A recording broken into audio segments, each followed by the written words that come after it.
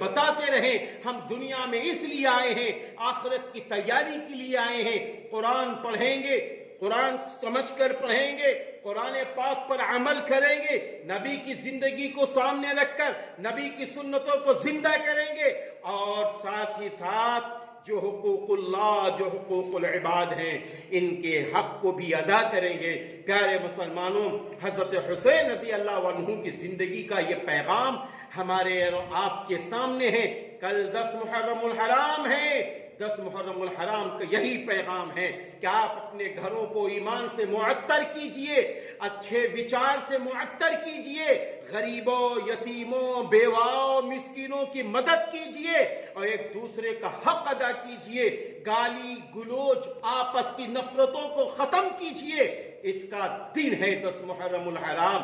10 محرم الحرام میں وہ کام کر گزرے جس سے میرا اللہ خوش ہوتا ہے، اور میرا اللہ اسی سے خوش ہوتا ہے کہ ہم اللہ کو ناراض نہ کریں، کسی پر ظلم نہ کریں، کسی کی عداوت نہ کریں، کسی کا حق نہ ماریں۔ اللہ ان باتوں سے ناخوش ہوتا ہے، اللہ ان باتوں سے خوش ہوتا ہے۔ سب میرے بندے ہیں، میرے بندوں میں تم مل جل کر رہو، اور ایمانی شان و شوکت کے ساتھ رہو، ایمانی طاقت کے ساتھ رہو۔ اللہ میری بھی مدد فرمائے، آپ سب کی مدد فرمائے۔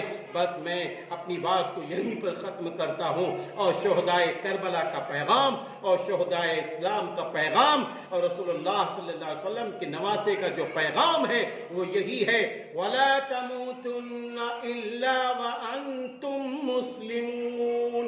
اور تو مت مرنا، مرنا تو مسلم کی حیثیت سے مرنا، مومن کی حیثیت سے مرنا۔ یعنی جب ہم مر رہے ہو، ہمارا جنازہ چل رہا ہو، تو کوئی کہہ رہا ہو یہ ایماندار کا جنازہ، یہ دیندار کا جنازہ، یہ پرہیزگار کا جنازہ، یہ غریبوں کے مسیحا کا جنازہ، یہ یتیموں کے مسیحا کا جنازہ، یہ وہ شخص ہے جہاں جھگڑے ہوتے تھے وہاں یہ صلح کرا دیتا تھا، یہ وہ شخص ہے کہ کھربوں روپے پا کر بھی غرور میں نہیں آیا، کبر میں نہیں آیا، یہ وہ شخص ہے بڑا متقی تھا، بڑا پرہیزگار تھا، مگر پھر بھی غرور نہیں آیا۔